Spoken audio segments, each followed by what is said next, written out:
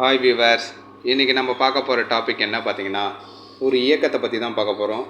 மூமெண்ட்டை பற்றி. Hippie moment அப்படிங்கிற விஷயந்தான். என்ன அந்த ஹிப்பி மூமெண்ட்டு, அந்த இயக்கத்தால் ஏற்படக்கூடிய விஷயங்கள் என்ன அப்படிங்கிற விஷயம் தான் பார்க்க போகிறோம்.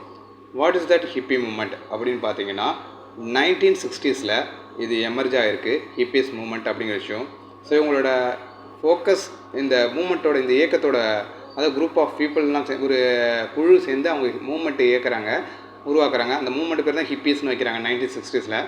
ஸோ இவங்களோட ஃபோக்கஸ் என்னென்னு பார்த்தீங்கன்னா, everyone wants to be life freely. அது மட்டும் இல்லாமல் அவங்களோட லைஃப்பை அவங்க வாழணும். அதாவது சமூகத்தில் ஒரு சமூகம் எடுத்துகிட்டோன்னா அதில் ரூல்ஸ் அண்ட் ரெகுலேஷன் இருக்கும். அந்த ரூல்ஸ் அண்ட் ரெகுலேஷனை படி நம்ம வாழணும்னு அவசியம் இல்லை. நம்ம வழியை நம்மளே சூஸ் பண்ணிக்கணும். நம்ம எப்படி வாழ நினைக்கிறோமோ அப்படி வாழ்ந்துக்கணும், ஹாப்பியாக இருக்கணும் அப்படின்னு நினைக்கிறது தான் இந்த ஹிப்பி மூமெண்ட்டோட ஒரு ஃபோக்கஸாக இருக்கும். ஸோ உதாரணத்துக்கு பார்த்தீங்கன்னா, loving every one and being peaceful. என்னென்னா அவங்களோட ஃபோக்கஸ் பார்த்திங்கன்னா, எல்லாரையும் அன்பால் நேசிக்கணும். அது மட்டும் இல்லாமல் பார்த்திங்கன்னா, நம்மளோட வழி நம்ம என்ன மாதிரி சூஸ் பண்ணுறோமோ அந்த மாதிரி வாழ்ந்துட்டு போயிட்டே இருக்கணும்.